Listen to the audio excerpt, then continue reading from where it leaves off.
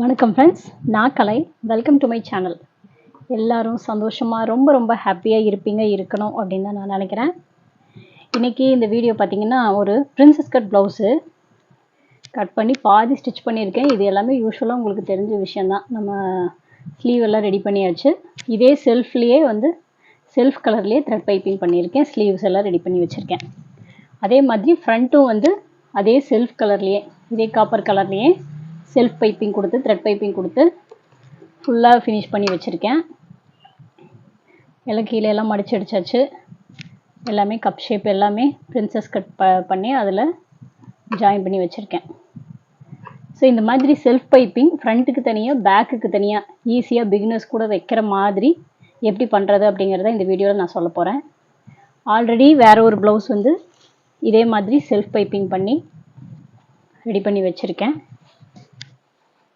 So இப்போ இந்த லேட்டஸ்ட்டாக இப்போ நிறைய போடுறாங்க இல்லையா, அந்த மாதிரி போட் நெக் வச்சுட்டு பேக்கில் இந்த மாதிரி ஹோல் டைப்பு, பின்னாடி ஹூக் வச்சுட்டு ஒரே ஒரு பட்டன் வச்சுருக்கேன்.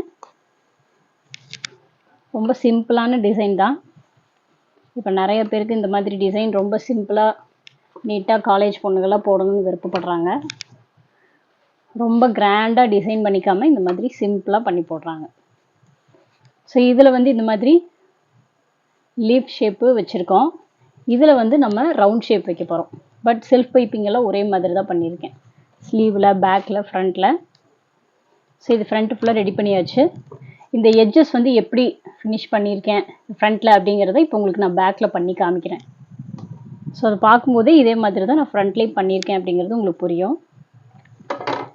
இதே செல்ஃப் கலர்லேயே இதே காப்பர் மெட்டீரியலில் நல்லா ஃபுல் கிராஸில் பீஸ் எடுத்து உள்ளே த்ரெட்டு வச்சு இன்சர்ட் பண்ணி பைப்பிங் பண்ணியிருக்கேன். ஆல்ரெடி இந்த மாதிரி பைப்பிங் இன்சர்ட் பண்ணுற வீடியோ நம்ம சேனலில் நிறைய இருக்குது, நீங்கள் சர்ச் பண்ணிங்கன்னா தெரியும். ஸோ ஒரு சன்ன த்ரெட்டு உள்ளே வச்சு இன்சர்ட் பண்ணி நல்லா டைட்டாக அடிச்சிருக்கேன். சிங்கிள் சைட் கைடு போடலை, நான் எப்போவுமே என்னோடய டபுள் சைட் கைட்லேயே த்ரெட் பைப்பிங் பண்ணுற மாதிரி அட்ஜஸ்ட் பண்ணி வச்சுருக்கேன். ஸோ அந்த மாதிரி தான் அடிச்சிருக்கேன். அதுக்கப்புறம் 1/4 இன்ச் மட்டும் விட்டுட்டு, ஏன்னா நம்ம நெக்குக்கான சீம் அலவன்ஸ் 1/4 இன்ச் தான் வச்சுருப்போம். ஸோ அதனால் அந்த 1/4 இன்ச் சீம் அலவன்ஸ் தான் நம்மளுக்கு தேவை. ஸோ 1/4 இன்ச்சை விட்டுட்டு மிச்ச எக்ஸ்ட்ராஸ் எல்லாத்தையும் நான் கட் பண்ணி எடுத்து இந்த மாதிரி பீஸ் ரெடி பண்ணி வச்சுருக்கேன். ஸோ இது எப்படி வைக்கிறது அப்படிங்கிறது பார்க்கலாம். பேக் ஓப்பன் அப்படிங்கிறதுனால ஓப்பன் பண்ணியிருக்கேன் பின்னாடி. ஸோ இது இது ரைட் சைடு, இது ராங் சைடு. ஸோ நம்ம அப்படியே அடித்து தான் திருப்ப போகிறோம். ஸோ அதனால் ரைட் சைடு மேலே இந்த பீஸை அப்படியே வச்சு அடித்து திருப்ப போகிறோம். ஸோ அதுக்கு நம்ம இப்போ ஃபஸ்ட்டு என்ன பண்ணணும்னா, லைனிங்கில் மட்டும் நம்ம பைப்பிங் பீஸை வச்சு பதிச்சுக்கலாம்.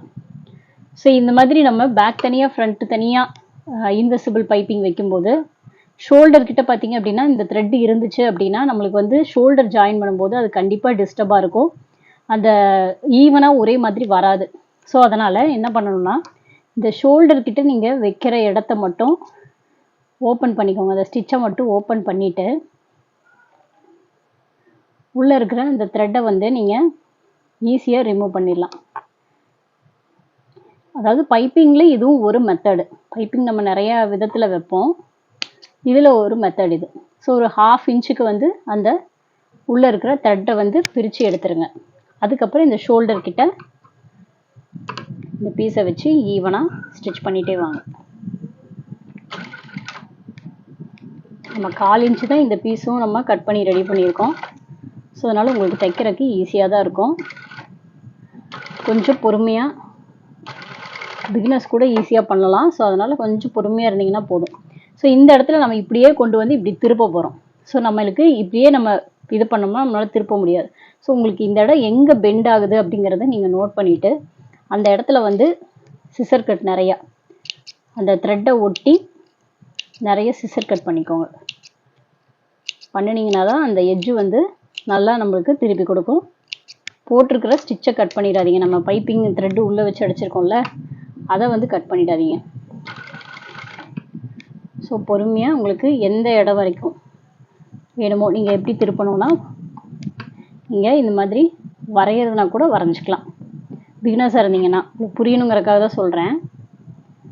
எந்த இடத்துல நீங்கள் அந்த த்ரெட் பைப்பிங் வைக்க போகிறீங்க அப்படிங்கிறத இப்படி நீங்கள் ட்ராப் பண்ணிக்கலாம்.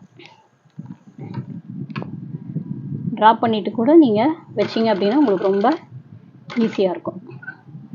ஸோ பாருங்கள், அப்படியே இந்த த்ரெட்டை மட்டும் இப்படி உள்ளே வச்சுட்டு இங்கே சிசர் கட் பண்ணியிருக்கிறதுனால ரொம்ப ஈஸியாக தான் இருக்கும், கஷ்டமாகவே இருக்காது. அப்படியே பெண்டு கொடுத்துருங்க.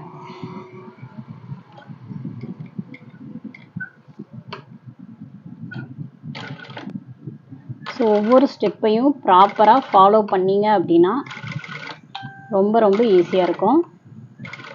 அந்த மெரூன் கலரில் வந்து நான் லீஃப் மாதிரி பேக்கில் டிசைன் கொடுத்துருந்தேன். இதில் வந்து ஒரு ரவுண்டு கொடுத்துருக்கேன். ஃபுல்லாக அடிச்சுட்டு வந்துட்டு 1/4 இன்ச்சை ப்ராப்பராக 1/4 இன்ச்லேயே அடிச்சுட்டு வாங்க.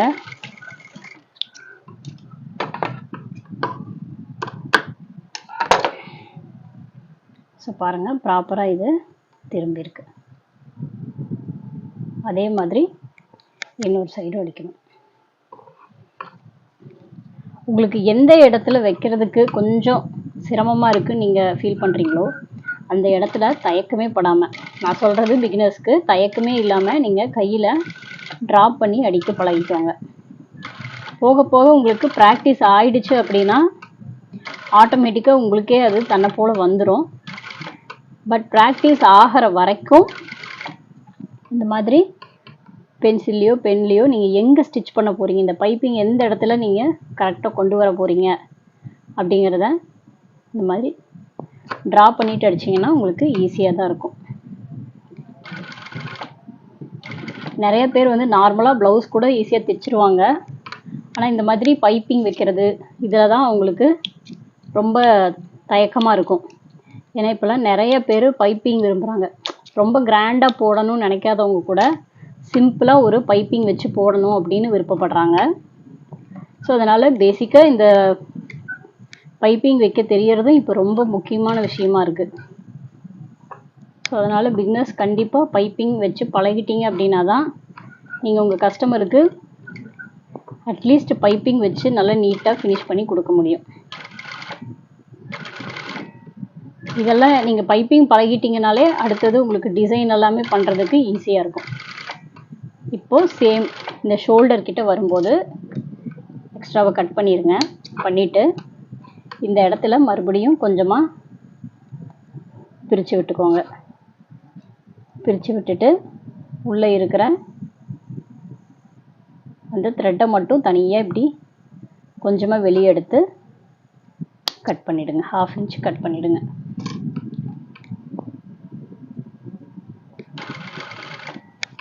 இந்த மெத்தடு ரொம்ப நல்லா இருக்குங்க. அது ரொம்ப இதாலாம் நினைக்க வேண்டாம். இந்த மெத்தடு ரொம்ப சூப்பராக இருக்கும். பார்த்தீங்களா, கரெக்டாக வந்துருச்சா? ஸோ இப்போ நம்ம அப்படியே இதை ரைட் சைடு மேலே வச்சுக்க போகிறோம். உல்ட்டாவாக வைக்கிறோம். நம்ம பைப்பிங் அடித்தது வந்து உள்பக்கம் போயிடணும், வெளியில் நம்மளுக்கு தெரியக்கூடாது. பட் நம்ம இப்போ அடிச்சிருக்கிற அந்த ஸ்டிச்சு வந்து நம்மளுக்கு தெரியும் இல்லையா? ஸோ அந்த ஸ்டிச்சு மேலேயே நீங்கள் அப்படியே ஸ்டிச் போட்டுகிட்டே வர வேண்டியதான். அந்த தையல் மேலேயே தைக்க போகிறீங்க. அதனால தான் சொன்னேன் இது ரொம்ப ஈஸியாக தான் இருக்கும் அப்படின்னு சொல்லிட்டு. சிங்கிள் கைடு போட்டிங்கனாலும் ரொம்ப ஈஸி தான்.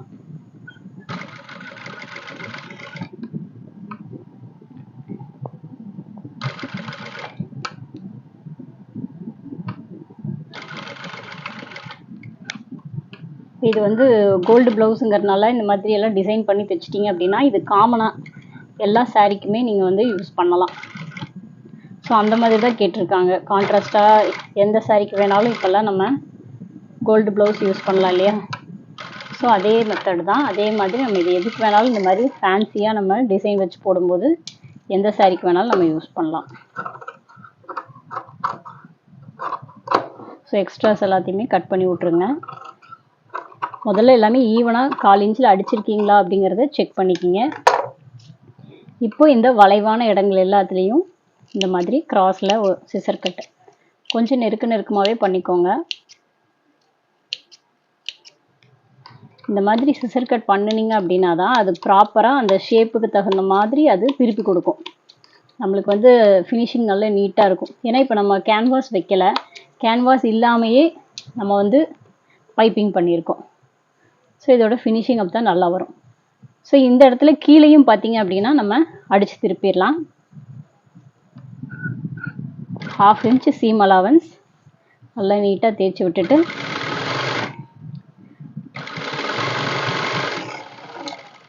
½ இன்ச்சில் ஸ்டிச் கொடுத்துருக்கேன். இப்போ இங்கே வந்து ஒரு பீஸ் ஒன்று உள்ளே வச்சு கொடுக்குறேன். இந்த பீஸ் பார்த்திங்க அப்படின்னா நம்மளுக்கு வெளியில் தெரியாது, நம்ம அடித்து திருப்பினதுக்கப்புறம் வெளியே தெரியாது. பட் இந்த இடத்துக்கு தேவையான அந்த ஒரு ஸ்டிஃப்னஸை வந்து இந்த பீஸ் வந்து கொடுத்துரும்.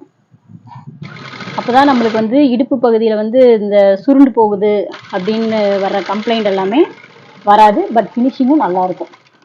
வெளியில் நம்மளுக்கு இந்த பீஸ் நம்ம உள்ளே வச்சுருக்கிறதே தெரியாது. பார்த்தீங்களா? இது அப்படியே இப்போ நம்ம ரிவர்ஸ் பண்ணிக்கலாம். ரிவர்ஸ் பண்ணிவிட்டு இந்த இடத்துல நீங்கள் ஒரு டாப் ஸ்டிச் கொடுக்கறதுனாலும் கொடுக்கலாம், இல்லை இந்த மாதிரி நகத்தில் ப்ரெஸ் பண்ணி கொடுத்துட்டு இப்படியே கூட நீங்கள் ஸ்டிச் பண்ணிடலாம். நம்மளுக்கு அது வந்து படிஞ்சு வரணும், அவ்வளோதான். நல்லா நீட்டாக ப்ரெஸ் பண்ணி கொடுத்து ஒரு 3/4 இன்ச் இல்லைன்னா ஒரு 1 இன்ச்சில் ஒரு ஸ்டிச் பாருங்கள், நல்லா நீட்டாக வந்திருக்கா.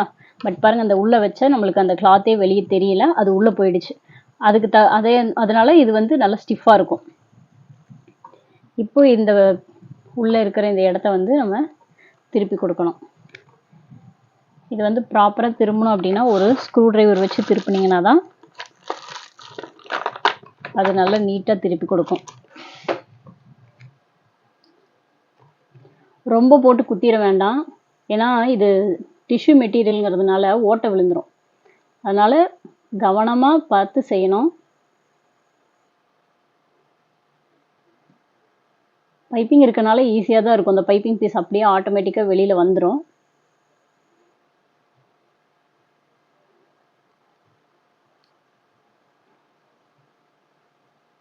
பார்த்தீங்களா? வந்துருச்சு.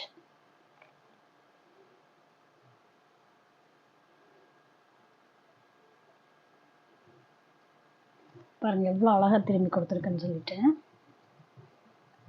கரெக்டாக இந்த பைப்பிங் அளவுக்கு நம்ம அழகாக திருப்பி எடுத்துருக்கோம். ஸோ இப்போ நம்ம பைப்பிங்கை ஒட்டி நீட்டாக ஒரு எஜ்ஜு தையல் ஒன்று போட்டுக்கலாம்.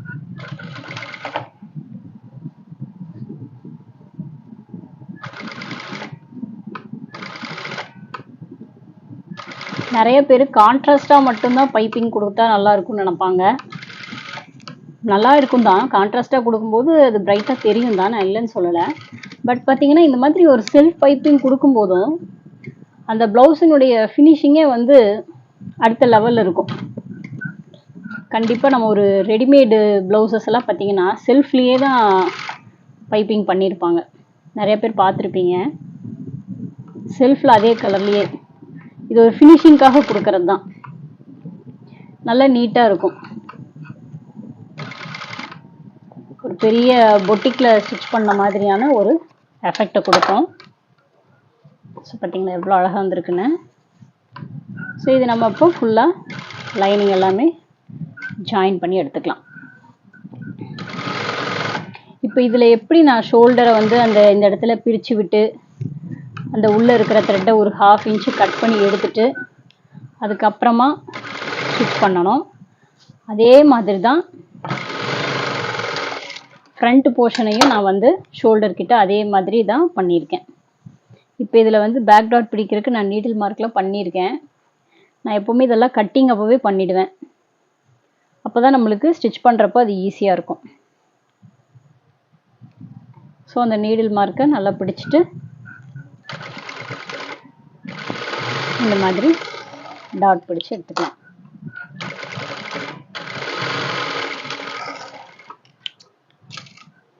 ஸோ பாருங்கள் எவ்வளோ நீட்டாக இருக்குன்னு. ஒரு பீஸை எடுத்தோன்னா அதில் இருக்கிற எல்லா வேலையும் கம்ப்ளீட்டாக முடிச்சிடணும். பட்டன் பட்டி வைக்கிறதுலேருந்து ஹூக் பட்டி வைக்கிறதுலேருந்து. பேக் எடுத்திங்கன்னா பேக் ஃபுல்லாக ஃபினிஷ் பண்ணிவிடுங்க. ஃப்ரண்ட் எடுத்திங்கன்னா ஃப்ரண்ட்டில் என்னென்ன வேலை இருக்கோ அது ஃபுல்லாக ஃபினிஷ் பண்ணுங்கள். இந்த மாதிரிலாம் செய்யும்போது நம்ம வேலையை வந்து குயிக்காக பண்ணுற மாதிரி இருக்கும். ஒவ்வொன்றையும் தனித்தனியாக எடுத்துகிட்டே இருந்தோம்னா நம்மளுக்கு வந்து டைம் ஆகும். ஸோ இதே மாதிரி தான் இந்த பக்கமும் நான் ஃபினிஷ் பண்ணுறேன். ஒரு 2-3 பேர் கேட்டிருந்தீங்க கமெண்ட்டில், ஏன் சிஸ்டர் ரொம்ப நாளாக வீடியோவே போடலை அப்படின்னு சொல்லி கேட்டிருந்தீங்க.